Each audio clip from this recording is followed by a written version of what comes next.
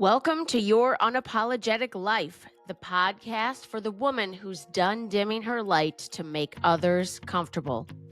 I'm Morgan Barkus, empowerment coach for women and founder of The Confidence Stage. And this show is for you if you're ready to stop overthinking your body, your worth, and your desires. You want to love being in your body. Whether you're out in the world or alone in bed, you want to feel powerful, magnetic, and deeply at home in your own skin. Here, we talk real. From solo pep talks to unfiltered interviews with women and experts, this is where you reconnect to your boldest, most unapologetic self. Let's turn up the volume on your life. I want to take us back to when we first met, because what I want to do for the listener is, okay, great, Morgan's talking to this person and she's amazing and she's an expert. And how does Morgan know this person? And I was thinking about it, how we first met, and I remember where I was sitting. I remember where you were sitting in this like U-shaped table setup. And I'm going to invite you to give your impression. I remember at that time in my life, I was 20? When did I start school? 26? I was 26 years old. I had just started dancing like a couple months before that. I started in July, right before 4th of July. And then we started school in like August or September. Mm-hmm. And I remember being I'm embarrassed to say this now, because I was so ostentatious back then. And I was on a mission to prove that a stripper could also be like smart and driven and have career goals and go to graduate school. And so I embarrassingly now remember that I showed up in black, strappy shoes that I would have and should have only worn when I was on stage dancing. And for whatever reason, I wore them to school when I went for my first day of graduate school. So anyway, I would love for you to share your first impression of me, and because I'm embarrassed when I think back to it, and yet you wanted to be my best friend. So I remember you clearly. You definitely stood out. And I thought, I like this girl because I thought she marches to the beat of her own drum. And, much like myself, I remember thinking, what is this going to be like? I was older returning, right? I was probably, gosh, I'd have to think back, but I must have been like 40 something. Well, let's be clear. We were going to school to get our master's degree in marriage and family therapy. So yeah. I had originally got into the program, the PsyD program, and realized it was too uptight for me. I was like, I don't think this is my jam. And the career counselor, whoever it was, talked me into the master's program. And I was like, can you still own a business with a master's degree? And he was like, well, yeah. And I was like, oh, well, then sign me up. And so that felt like the right fit for me. So anyway, continue. Yeah. And so like you said, I was going back, at this point would have been a second career. My kids were, I had my 3 sons and they were kind of high school, junior high. So I was nervous. I remember being like, oh my God, what is this going to be like? It's been a long time since I've been at school. I think the last school I finished at was University of Illinois at Chicago, my undergraduate. And then there you were sitting up in the right corner. I was in that where you say the U kind of, I think it was a squared off U, but and I was right in the center looking at you going, oh my God, this is awesome. And I looked at your shoes and I thought, those are definitely stripper shoes. And then you had like leggings on and a bright red shirt and bright red lipstick, kind of your signature a lot of times to do that. And I can remember what I was wearing too at the time, but I was working at Ann Taylor Loft and like an extra job, extra money, I think, while I was going to school. So I had a little outfit on too. And I just thought, okay, she's got style. And I thought, we both got style. Let's go. And I've always been that person. I don't judge people. I look at people and kind of meet you where you're at. Like, okay, this looks interesting. She looks interesting. This will be fun. And we hit it off. I think didn't we get paired together to do something, an interview or? I don't even remember. I don't, honestly, but we were like magnets or something. And for some reason, very early on, I remember us walking down the hall together and, finding classes. And it's, I mean, I was 26 and you were Yeah. what? How old were you again? My 40s. I want to say mid. I'm not So sure. even then, we're not like college kids, but I feel Right. like we kind of stuck together like that Yeah. and we got along really well. And Yeah. not everybody liked us because we were so close and we're kind That of happened silly fast. Yep. sometimes. I mean, we didn't take ourselves that serious. And I don't know. I just think it was, I loved it. And even the summer sessions, especially, I was very casual about summer sessions. So. Yeah. We But were. we made it through. I have chosen not to get my license in marriage and family therapy. I was offered a position after my internship and was very grateful for that. And a little over a year in, the pay was not great, and I also found myself constantly anxious, like I was eating other people's anxiety. And I remember sitting in a we used to have every Tuesday, like you could bring one of your difficult cases to a group and we would chat about our cases and directions we could take the case or whatever, whatever. And I remember I was sitting there and I can remember as clear as day. And this gal I was working with was on the couch. The window was behind her. And she was talking about a case she was working with this young teenager who was struggling. And I just thought, I'm feeling myself get more and more anxious in my tummy as she's talking. And I thought, I want to do this every day for the rest of my career. Like, I don't think I like this. And so I chose to actually, you're the one that inspired me too, because you're like, Morgan, you're really not in a good place mentally. You're very unhappy. What are you going to do? And I said, I just want to sell everything I own and move somewhere warm. And so I did. And it was crazy. And then I started my coaching business and it was focused on women. And so that's kind of the direction I went. Um, Please share with the listener who's like, tell me more about Beth. You obviously did choose to get licensed and you've accomplished a lot in the field, in the state, um, at a bigger perspective, but also just in your life and in your practice. So what did you share with the listener? What did you ended up doing with your master's in marriage and family therapy? I guess you'd have to say I fast tracked. I mean, we were go getters. I think that's the other reason. I mean, I remember I pissed our director off because I took my licensure test before we graduated, and she's like, "You can't do that." And I said, "Well, I called the board, and the board said there was no reason I couldn't take my test early." And I thought I got to be licensed because in our profession, if you're not licensed, you're not going to make as much money, and a lot of people spend too much time in that hallowed ground, we call it, that middle ground before that. So I fast track, got my license, was working at a place called Kente Circle, loved it. I was working deep in the south side, the community in Minneapolis, loved it. Became, I think, my time there, then there was a short stint at Rosewalk downtown, and then Empower, where I'm at, and became kind of an expert both cross culturally, and then trauma just became my thing. I became really good at that. Spent a lot of time. Went to all the national conferences, go to many, many trainings, also attachment training, so I would say detachment trauma, very experiential. Um, IFS, so parts work. I combine that stuff because that works really well. Then I also served on the board of marriage and family therapy for 10 years. I started as a student. Then I did legislative chair for a couple of years. Then I was, the president and past president. So yeah, did that. And that's kind of where things led and what I do. And it just is just like you're passionate about what you do. I do love what I do. I love the journey of healing for people. And I think both couples, in trauma, and difficult couples, difficult family dynamics. That's another area. But then also, yeah, just trauma, because trauma is different for everybody. Yeah. Yeah.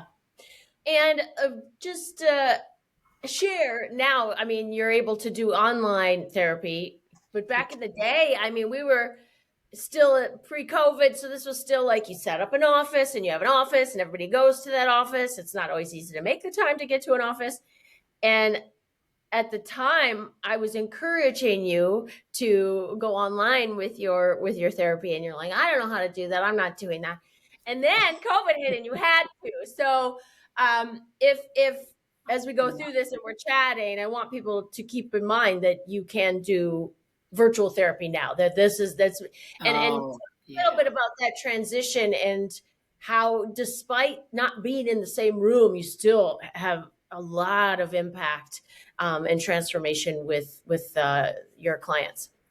Yeah, you're right. I mean, that was COVID definitely shook the world up. And I think the good note on mental health is it makes you accessible to everybody. I mean, I can do therapy with people, outside of this state, outside of, other places. It has been amazing. I think it's really, for me, connection is all about this right here. Like how you and I, what we're doing right now. Do you really feel something with that person? And a lot of it goes back to kind of how I started things. And my personal feel about therapy is you need to go deep in order to move through things. And that sometimes people at first think, oh my God, that's so scary. But there's kind of a process called a genogram where I do kind of a map. You tell the story. What I tell people is I'm the artist with a canvas. And I take it, your story, and I put it on a sheet of paper, or like when we were in office, a whiteboard. Mm-hmm. But now I can do it and I can hold it up, the sheet, and show them. Or I know some of the online things do have whiteboards now too, but it's just really impactful to let someone be the owner, because they are the owner of their life, their story, and I write it down as I hear it, and then often have them reflect back, what do you see when you look at this, or how was this to talk about all this? Because often, I would say my intakes ideally are an hour and a half to 2 hours. People are amazed, how fast the time goes. And then I often hear, I didn't share that much in 6 years of therapy. I shared in an hour or something. And so that's, Yeah. it's a huge honor to be able to connect like that. And I think that was always probably what drove me into this profession. Is it's one of my gifts. It's just something I've been able to do in intimate groups. We joke, we call ourselves intimacy junkies. Very good at small groups. I'm not that person who loves necessarily that big group, but when it's on a topic that I'm passionate about, then I don't have a problem with it. Mm-hmm. Well, and one of the reasons I invited you on is because you are that expert. I mean, if someone is having like PTSD stuff, trauma, their relationship, like they love each other and it's a disaster, like you are my go-to person. I like, you need to call Beth because you really are this. Just it is your gift, absolutely. And I specifically wanted to talk about sexual trauma because I mean, when I was a therapist for the short time I was, one of the clients that really hit me was a woman who had some sexual trauma in her past, and it was obviously disrupting her intimate relationships and sex with partners. And I grew up in such a free place, and I'm very grateful that I never had I was never violated sexually, and a lot of women are. I don't know what the stats are, so I'm not going to give stats that I can't back up. And it happens way too often. I was at an event with some women. It was a very intimate event. There were only 7 of us. And because I am just curious George to the core, my mom Yes, you says, are. she's like, Morgan, you're so nosy. I am so nosy. I got all the questions. I want to know all about you, even the most intimate things, even though we just met. And so I was starting to ask questions. And then, through conversation after a few hours, and some food and cocktails, whatever, found out that 5 out of the 7 women had been sexually molested or abused or some violation. And I was like, wow, that's a really bad statistic. And so, anyway, I wanted to bring an expert like you on to talk about sexual trauma. And I have my iPad here to make sure I stay clear because I want to make sure I ask these questions in an effective way. So, from your perspective as a marriage and family therapist, how do you define sexual trauma, especially for women who say, what I went through wasn't that bad, or I should be over this by now? Tell me more about what it even means and how it affects someone, and if they are minimizing it, why that's not a great idea. Oh, yeah. I would tell you, I think, so to speak to your kind of loose statistic, what I would tell you in all the years I've been doing this, males and females, but I know our focus is women today. I could tell you, I can count on one hand the people in thousands, and I've seen thousands of people at this stage of my career that have never been sexually molested or abused or feel violated in some kind of way. And so I Mm, love what you said too. It ties into my earlier comment. Trauma is different for everybody. Something that one person might find traumatizing, someone else might not. And there's where shame comes in. Like when you said, I should be over this. I think women in general, and especially I think different generations of women, or if we look at cultural pieces, we look at religion, we look at those pieces, have a way of, we've been taught to dismiss and put our needs or our hurts, shove them down, bury them. It's not a good idea at all because it does show up in your relationship and often your sexual relationship. How it shows up in how you feel about your body confidence. Can you talk about sex? Can you talk about sex with your partner? Can you talk about sex with yourself? Like, can you name your parts of your body, or can you, all those different pieces?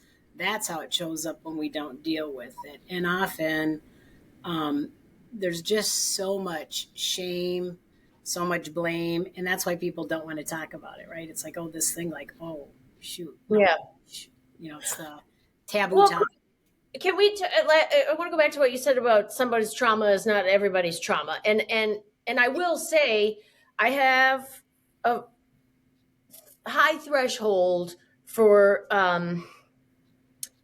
inappropriate behaviors, and I say that this goes way back to junior high. Like when I was in junior high, remember we had like sex ed classes or whatever, Yeah. and they're like, well, and this is considered sexual harassment if a guy does X, Y, Z, and I thought, really? Because guys do that like daily, So for me, it was like, it was just part of dealing with men, and sometimes it was welcome if you liked the boy, and a lot of times it wasn't, and then through the years, obviously, as an entertainer, I encountered in a safe container.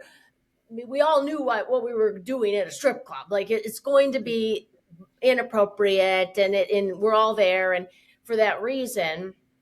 And so I will say my threshold was very high. And then I had an incident a couple years ago. I was at a work event. It was like a conference situation, and a man was very forward with me and reached behind me and reached up and touched me in a way that, like, a man had never done that before in a like a just a walking across the street setting, and I was so uncomfortable, and I immediately called my parents, and I was shaking, and I was blaming myself, like I shouldn't have put myself in that situation, and I shouldn't have been walking in the street with this guy after dinner, and it was, so what turned into a work event got really creepy and weird, and I thought, was I just sexually assaulted?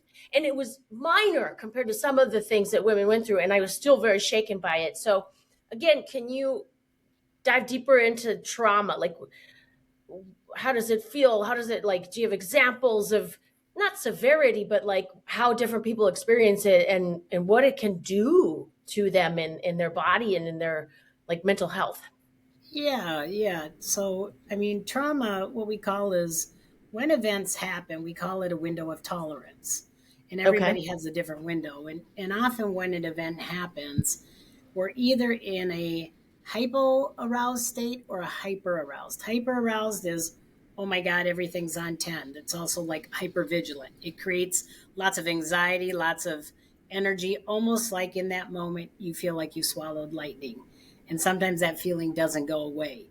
Hence, then down the road, it'll show up with triggers, right? Anything that triggers that. So maybe like in your case, and I remember, we did talk about that incident that, with someone coming up behind you might trigger you, a reflex to look back really fast or kind of, I call it kind of close your body quick, right? Like you might be like, okay, I'm on guard.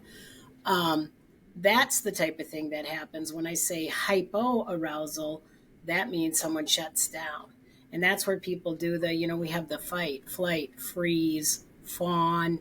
There's more to it nowadays. We understand that, but in the freeze, we shut down. We can't even move sometimes. Sometimes that's where women feel like I should have said something, I should have done something.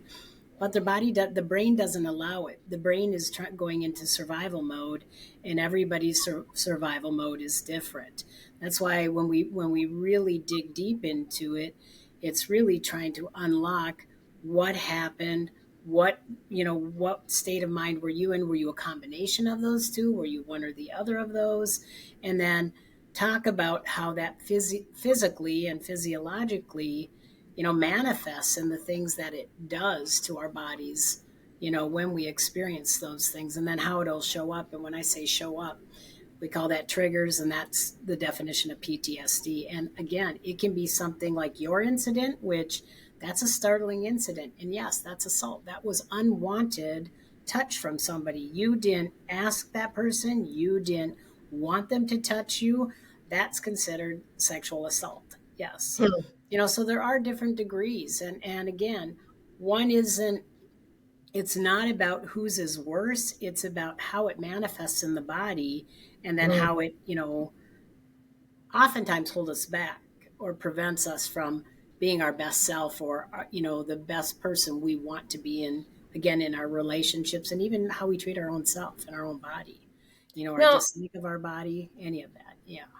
do you have more example? And I'm thinking back when again, the short time I was a therapist, and my mentor, he worked with a gal who had been sexually molested as a kid, and then she ended up getting into relationships with men that were abusive, and she had never, ever, ever, ever told anyone. And this woman was probably at least 30s, 40s, maybe. Yeah. And I remember him saying that when she finally came to therapy with him and started talking about these things, it was as if like this getting the snake venom out. Like he was telling her, you have to get this poison out of your body because it's destroying you.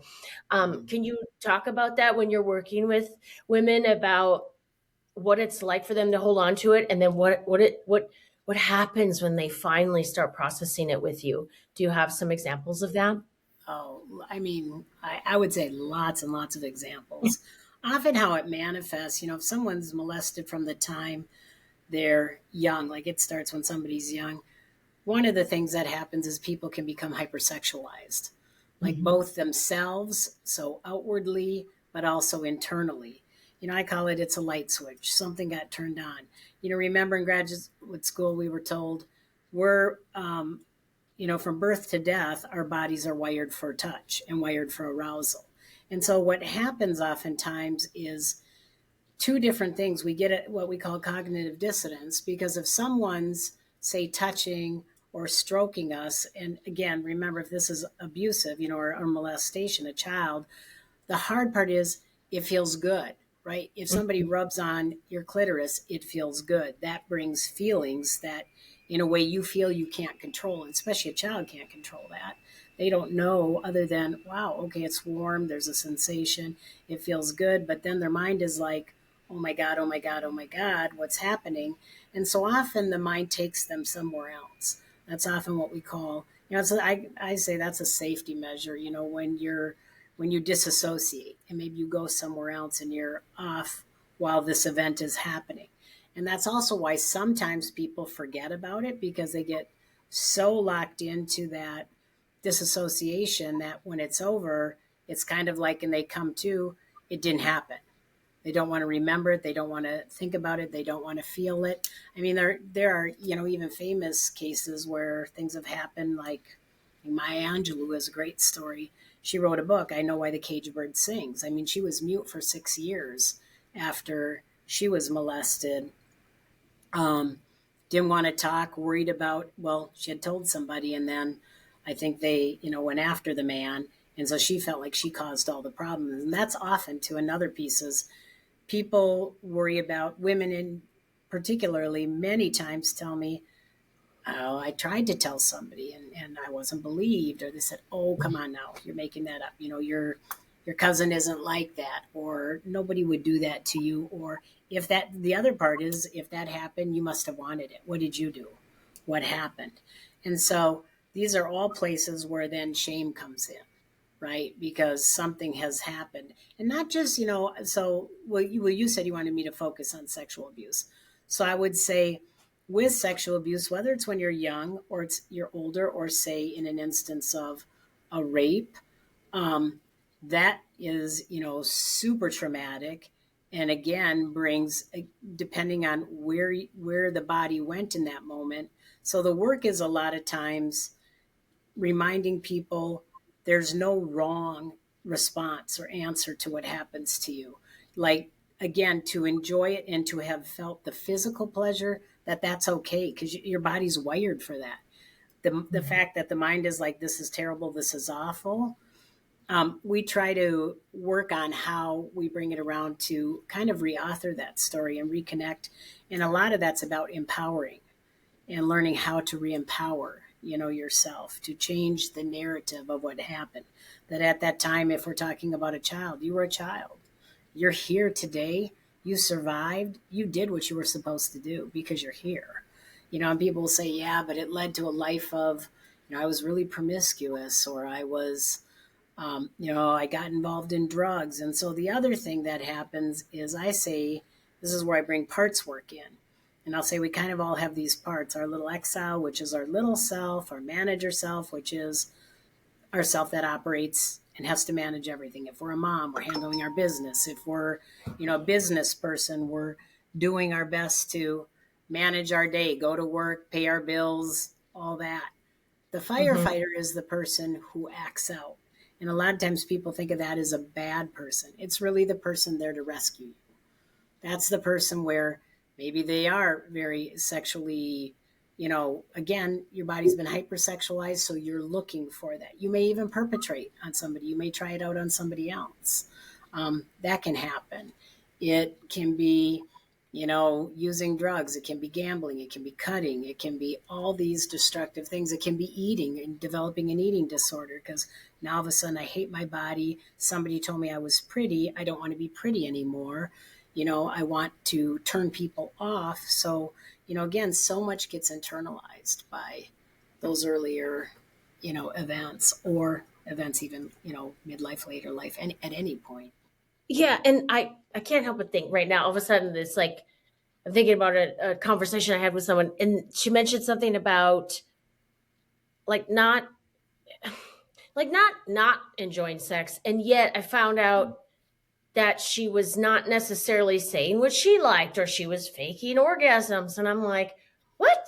But then later found out that there was some trauma in the past, and then I thought, is that connected then? Because is it like you almost become a performer? It's never about you. You don't get to be sovereign, if that makes sense. Like, I don't know. Like, I what do mean, you it think? can be. I think it manifests a lot of different ways. That's what I mean. It's very different. I mean, if you Okay. interviewed 100 women, you'd have 100 different stories, Okay. of how it kind of manifests. And I think that's why it's so important to get help with this, to get help with, one, learning how to love yourself again, right? And love your body and build confidence. Because I think that's the biggest thing, I think, is self confidence.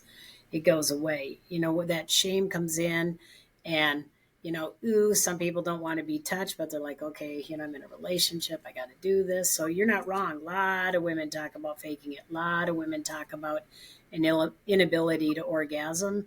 And it can be one of two things: they don't know what to tell the person, or they don't know how to tell the person.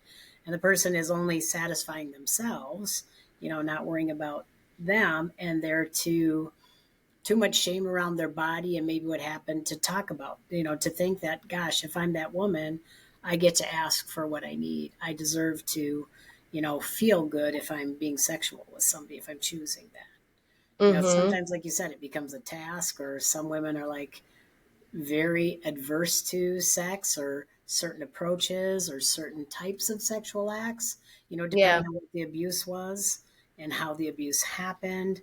It can be smells, it just manifests in, I Yeah. mean, so many ways. So Well, many and you even said something about dissociating even when the act happens sometimes. So then you ways. think, in order to reintegrate almost themselves,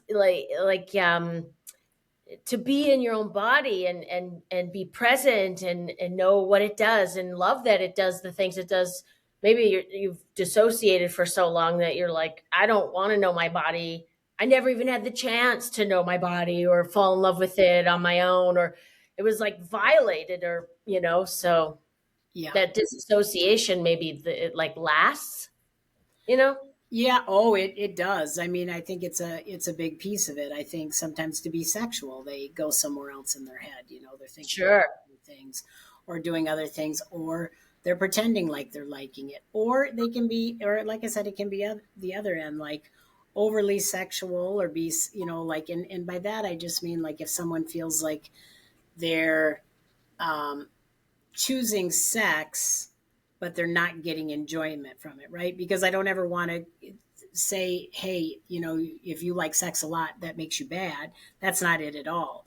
It's if you're Well, you choosing, already know I'm Samantha Jones. right, There's right. no If you're shame in the game. exactly, if you're choosing, if you're kind of chasing it, but there's no pleasure for yourself, that's where Yeah. it's more, we know that's connected to that past of being hypersexualized.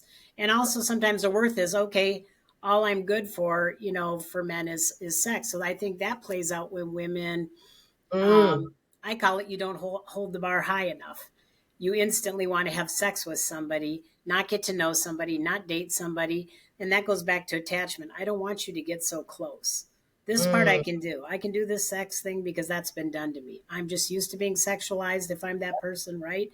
And so go ahead, have your way, do what you want to do. I'll do what you want me to do to you, but we're not going to get emotionally close. We're not going to have an emotional relationship or emotional attachments. It really becomes hooking up with somebody to hook up with somebody. It's not Sure. really about feeling valued or desired or, yeah, I think those are good words, valued or desired. Yeah. Mm-hmm. Now I feel like you're the master of genograms. So we're going to go back to that genogram thing because I remember I have a few books I kept from graduate school. Genograms are one of them, and I just haven't found that I've used it. So I wanted to ask you about that. You work with genograms a lot and family systems. I mean, that's what we went to school for. Sometimes I wish it wasn't only marriage and family therapy. I wish it was called systems therapy or something because it's like right away people Relational. just Yeah. what's Yeah. that? I like the term relational therapy.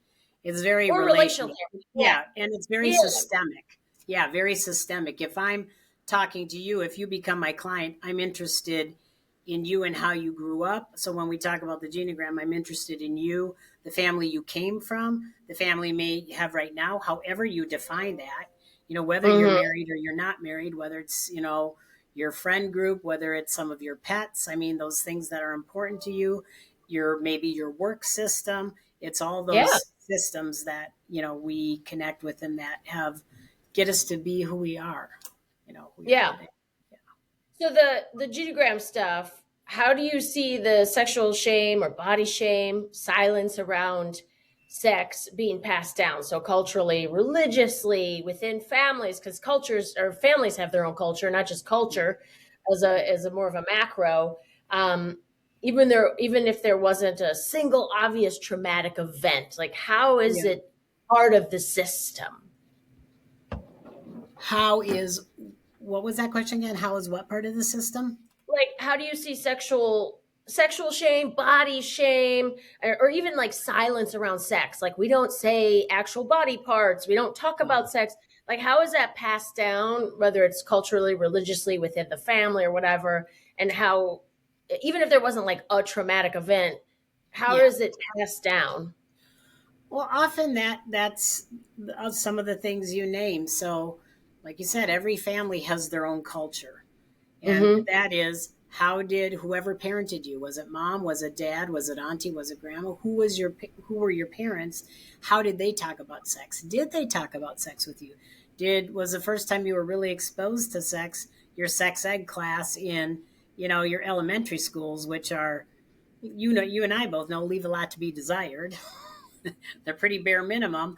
Was it, if your family, like I've seen quite a few people who say, gosh, I came from a really conservative Christian background. And I mean, women were not allowed to, like, you're supposed to only have sex when you get married. And it's really not for you to enjoy, it's really something you do to please your husband. It's so a lot of that's, and confusing messages when they started to date and were like, gosh, I kind of like feel all warm and tingly, or I like this kissing, or I like this touching. But then they have the little voice in their head, and maybe it was from a parent, or it was from being raised in a restrictive religious background, that this is shameful, this is bad, this is not good. And again, that gets internalized, and then it shuts people down. Their body shut down, their mind shut down, and you have this battle within, right? Of, again, it goes back to what my body feels I'm not going to honor. I'm going to go back to those messages, those stories I've heard. And if it's a cultural taboo, like, no, sex isn't okay, again, for women. I mean, there's a lot of cultures, very male dominant cultures, where it's okay for men to have sex and have, we'll say, I'll just be blunt, side pieces, whatever they want to do. And women, oh no, especially once you have kids, you're a mom now. You're no longer seen as sexy or a sexual being. Your job is to raise your kids, take care of the house, take care of your husband.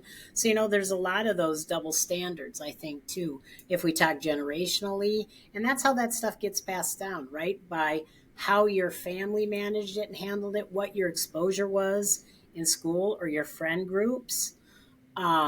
Did you get an education, and furthered in that, which I would tell you, most people are like, nope. And most people are like, gosh, I don't know.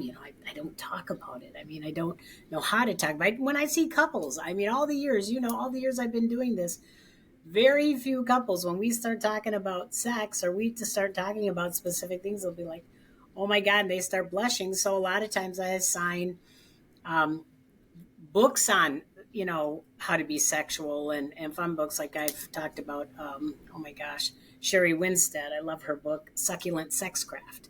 And so I'll say, why don't you guys sit in bed? Yep, it should be up there. And I have it on my shelf too. It should be, I'll say, instead of watching the TV tonight, read a chapter out loud, or read a page. You read a page, he reads a page, you read a page. Oh, And one of the wow. reasons I like it, say a kind of homework like that, is it gets people, the intentional part about reading is you have to read the actual words, because it's Yeah. amazing how many people can't say body parts, can't say vagina, can't say penis, can't say clitoris, can't say orgasm, can't say, breasts or nipples, or, they'll be like, oh my God, okay, or giving head, or, whatever that is, how you Yeah. talk about it. And, and again, everybody has a different way too. Some people are, their language is raw, and that's okay too. Some people are like, oh my goodness, it's more conservative. And I think there's not a wrong or a right. It's, can you get comfortable? Can you get expressive with it? Do you feel confident when you talk about it? Yeah. It's like a foreign language, Beth. I mean, think about it. And Like, this if is you you. start, This is what you you're do. like, Yeah. this is awkward, but, and I mean, I feel, I don't know what possessed me, but my mom said, like, as soon as I could talk, she goes, Morgan, as soon as you could talk, you start asking me questions about sex. She's like, and I'm like, well, now I got to answer these questions. And she said, I had to get age appropriate books, and you still had all these questions. And I don't know why. So when people ask me, I say this to say, when people ask me, they're like, how are you so comfortable? Like, you have no hangups. You are not embarrassed about anything. You could just say anything. And I said, I can vouch for that. How many times when we were out, like, okay, we were at a conference and we're sitting in the hotel restaurant. And I can remember one time we were in the South. I'm not even going to say which state, but we were in the South. And there was a very conservative church group coming in of older people. And here's Morgan talking, blah, blah, blah, blah, let me talk about, and you were going to talk about well, guess sex what I did last weekend? out loud. And I'm like, Morgan, read the room, look around you. Holy cow. Inside voice, Morgan, inside voice. Inside voice, right? And so I mean that, but that's also, But that's because it's a, I'm so comfortable. To me, it's just like normal exactly, talking. Like, that's it's your like, gift. That's a blessing, right? In yeah, the work you want to do, you are amazing at motivating people. I think at building confidence, at getting people to love their body, to love themselves, because you walk the walk, right? You don't just talk about it. It's what you practice in your daily life. This is who you are. And I mean, that stood out probably, I think I knew in 15 minutes of meeting. You. I Okay, knew I that's want what to it go was. back to what you said about the certain, like whether it's cultural or Yeah. religious, when they're supposed to like men can do whatever they want, but women can't. I saw something recently. It was like somebody on Twitter or something said something, and somebody reposted it, and it was basically saying that women should stay, virgins till marriage, and men should be experienced. And someone commented, and who exactly are these men getting experience with? And I was Right. like, yes, that's like, Love wait it. a second. So women are supposed to be pure and Yeah. untouched. Men Yeah. are supposed to come in experienced. Where are they getting the experience? Like, Yeah, and I think I mean that's something you certainly see. That's something I see. I think that is one of the biggest things is that double standard, and it well, still and that exists. creates, like you said, the shame. The So now shame, I'm supposed to, so because much shame. yeah, Yeah, I'm sexual, or I've had, I mean, what was it? Oh, there's another, Sean T. He's a fitness guy. And from years ago, I saved this funny thing. It was like a trend for a while to yeah, like dub over something else. So like you pretend you're saying something even though someone else is saying it. But anyway, he had this thing and he had a little glass of champagne, and he was saying something like, the average person has like 3 to 4 partners in their life. Second thing I learned today about myself is I'm not average. The third thing I learned is I might be a hoe. I was laughing. Sometimes I watch that just for fun. And it's funny, but then at the same yeah, time, it's not funny. So, because it's like if you're a woman yeah, and you have had more partners than a male friend or counterpart or whatever, and it's like, well, now you're the slut, and it's like, really? If it was a yeah. guy, it wouldn't be. So but again, that creates the shame. Like now we're ashamed because we're sexual and we've had more partners than the allotted amount that society tells us we're supposed to have. Yeah. Yeah, I think that's probably one of the biggest things is women overcoming just that difference. I mean, there's now, don't get me wrong, that it can happen too for men, but I would say hands down a lot more for women. And, again, it can be all the things you named, cultural, churches. It could be being molested in a church, by somebody in a church. Or it just can be the doctrine, again, goes back to good girls don't, right? Good girls don't do this. Good girls don't do that. Mm-hmm. Girls who do this, girls who dress a certain way. That's another thing you and I have talked about, right? I mean, if you step outside of any kind of societal box about what's appropriate or what's proper, and who gets to decide that? If I want to wear a short skirt, I should be able to wear a short skirt, right? Mm-hmm. If I mean, it goes back to, but there's so many rules for women compared to men, and especially now, good Lord, we live in a culture where I mean, men could do anything they want to do. Yeah, it's honestly scary. Hmm. And the shame thing too, because I think about, like I said, I was shared about the event that I had, and right away I thought, what could I have done different so I didn't put myself in that situation? And when something happens to a woman and somehow she blames herself, and I just think that's so unfair that not only did she have to experience a thing, now she also has to think, did I play a part in that? Is it my fault? Like, do I have to now carry myself different, look different, dress different, go to a different place? Like, it shouldn't be like that, and it is. I mean, Yeah. it's But the and answer then to that is no. I mean, and that's why you want to work on that because no, you didn't do anything. Again, at the end of the day, as women, we have the right. That's why I say we have the right to have the freedom to dress the way we want to dress, to wear Mhm. makeup or not wear makeup, to wear heels or skirts or however. And we're not asking for anybody to accost us, to touch us, to make comments about us when we walk by. I mean, how many women sit and catcall men? But how many, you ask any woman, and at some point in their life, somebody's yelled out something to them, and probably I, multiple I have times. to gear myself up sometimes if I'm noticing, or even like my mom sent me recently, yesterday or the day before, this thing, and this woman was mocking this guy because he did a video about how he was walking on a hiking trail or something. And he's like, women, like, can't you just like at least smile? I mean, I smile at you and you don't smile back. And my mom was laughing and she sent me this thing because it was like the woman was mocking and she's like, "Oh, I'm so sorry that a woman didn't smile at a complete stranger," because Right. there's so much more to it. It's like we don't want to invite something that like you said, the cat Yep. calling. There's times where I have to gear myself up and go, okay, I'm about to walk by this construction site.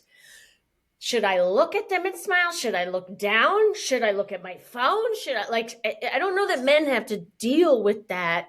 But Right. again, so okay, then the question I was going to ask you too is, so let's say something did happen, like you were violated in some way, and it's like it's not your fault. How do you restore? Is that where that restoring comes in, where it's like I still, yes, I have to process the event and how it made me feel, and I don't want to change who I am moving forward. So how do I like work through the feelings of maybe feeling like I have to change or I should change or it wasn't my fault, but it feels like my fault. Like, how do you work through that and like continue to feel confident?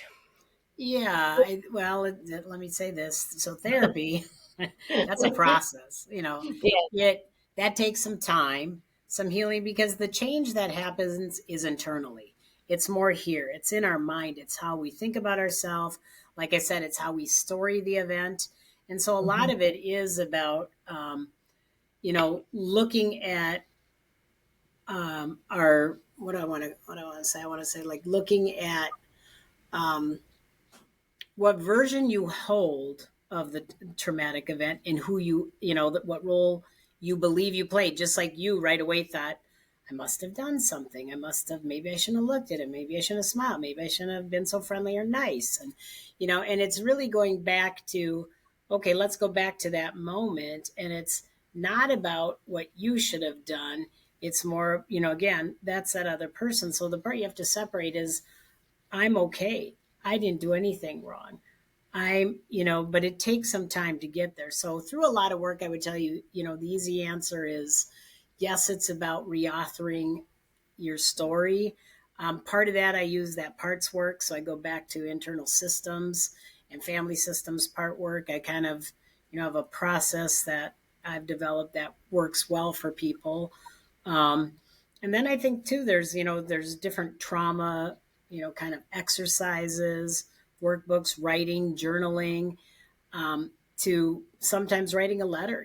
Therapeutic letters are helpful. Letters to maybe the person who abused you, or to your younger self, or to, a parent, to your younger self, to the self you want to look to be. I mean, there's all kinds of different ways to do this, but one of the journeys is really, I think that's fascinating, is the story of what was, and which was very trauma saturated and really difficult and hard, to the story of who I am now despite these things. Because one of the quotes I love is, from the movie Just Mercy, with Michael B. Jordan, and also is in it Jamie Foxx.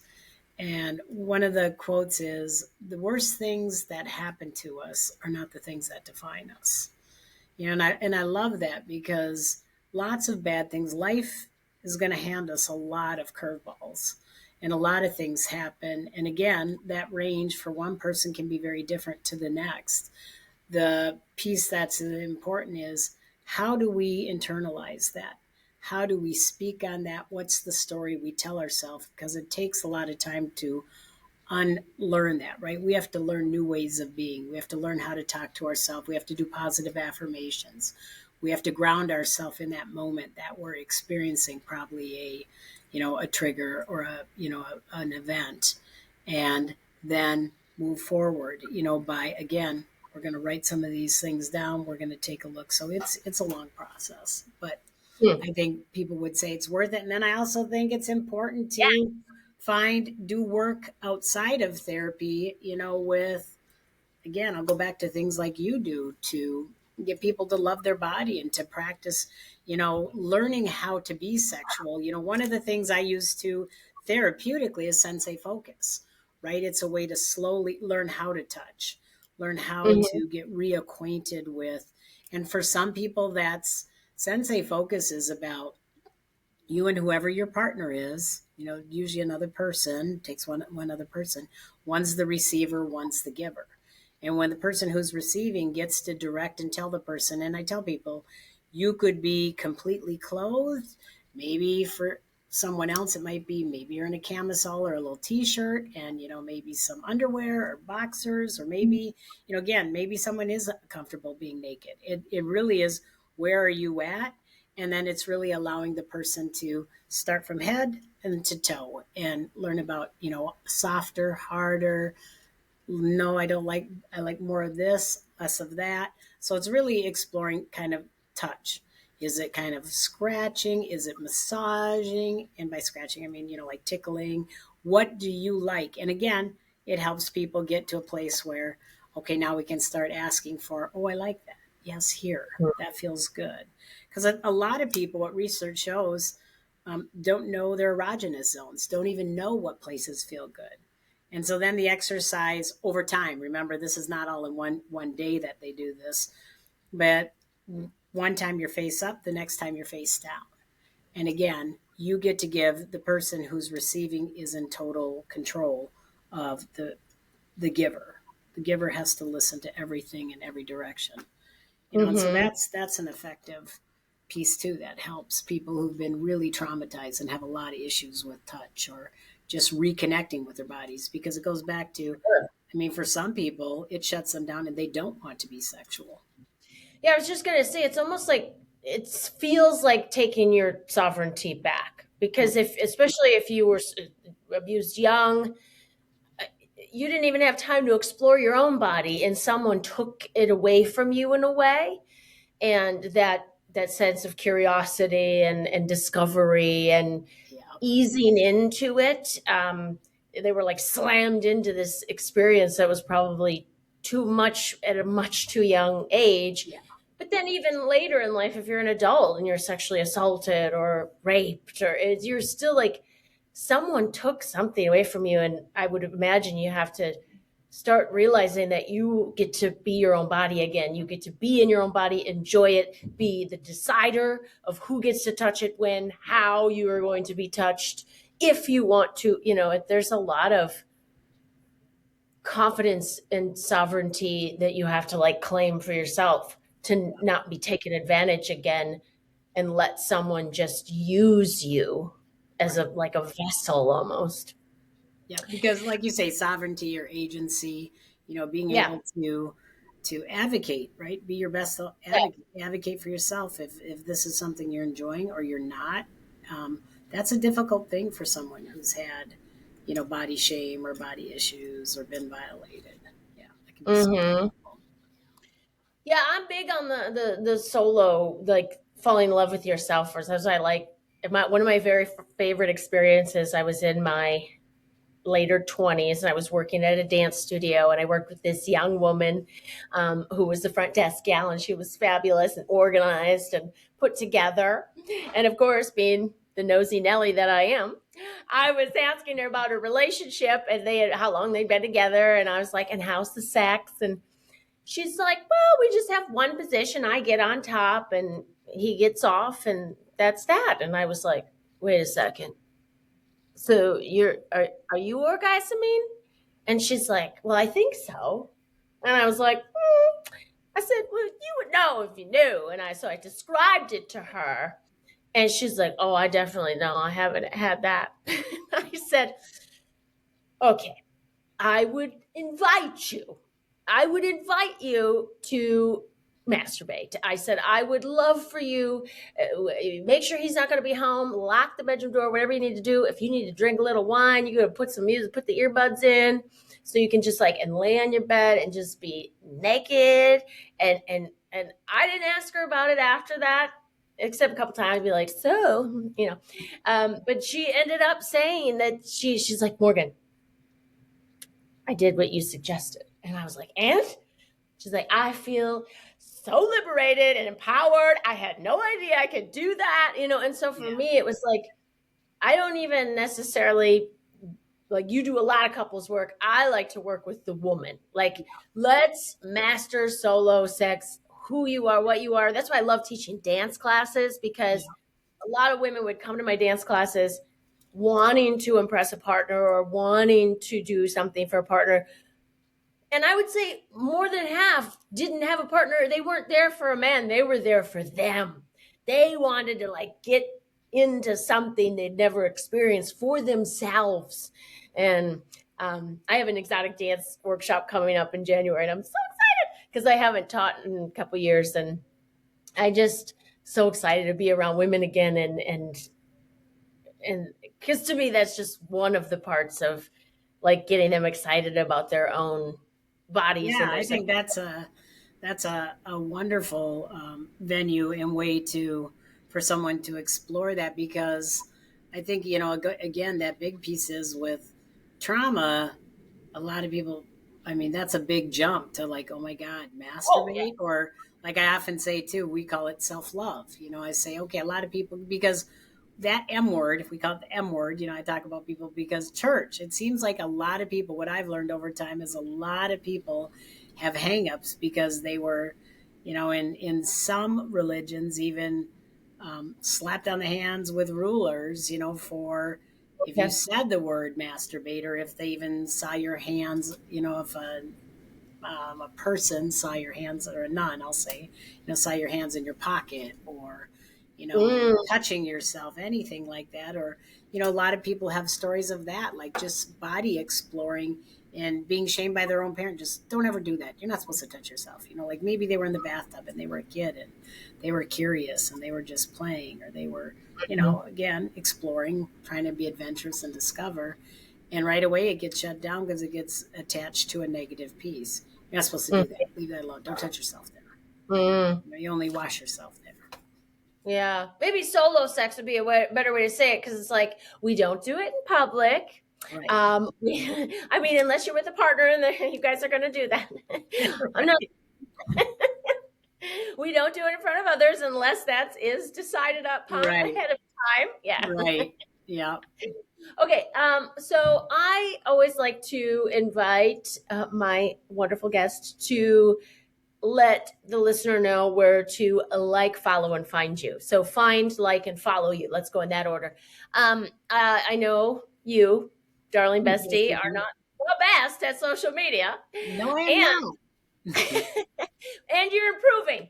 And so I want to make sure that they, if someone is listening, she's like, yeah, I want to get more of Beth in my life. Um, where can she find you? Where would be the best way to contact you? Very good question. You know It's not me. rocket science, Beth. Didn't we get a website going for you? Maybe. I don't think it's up and running. I need to No, oh do yeah, that. that's true. Yeah, yeah. We got your domain name, right? Right. Gypsy Heart Healing. So we do Yes. have that. And But you I are think you are on social media, and where else can they find you?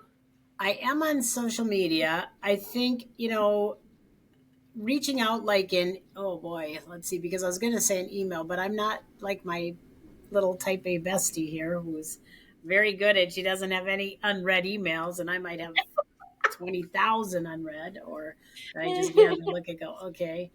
Um, probably message and so Facebook, I would be at that Beth Dilla, Dilla, Nelson, Nelson at msn.com, right? Mhm. That would be my email. And then I think, Okay, I'll put that in the show notes. Are you okay with that? That email yeah, in there? Okay. yeah, yeah. And then I think I have a Instagram, but I go by, Put it in the show notes. So if you want to find Beth, I will put her email and her yeah. Instagram handle in the show notes. Beth, out of curiosity, this is off topic and not really. So my motto in life is if you don't try, you won't know. So do you have any mottos or something you want to leave the listener with to Yeah. end on a positive note?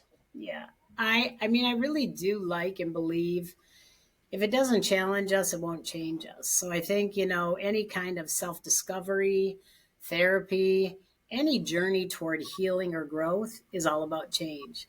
And change isn't always easy. It's hard to lean into, but when we lean into it, we lean into our best self.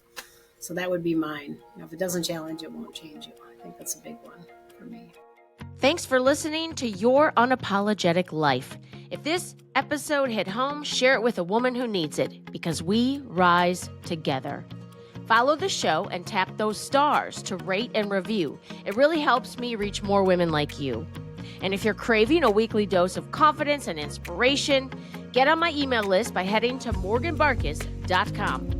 You'll get instant access to my free morning mindset video, and every Monday, I'll land in your inbox with powerful reminders that you're not broken, you're becoming. And hey, if you're thinking, I want Morgan to be my coach, click the discovery call link in the show notes. Let's talk about how my coaching program might be exactly what you need right now. Now go live unapologetically.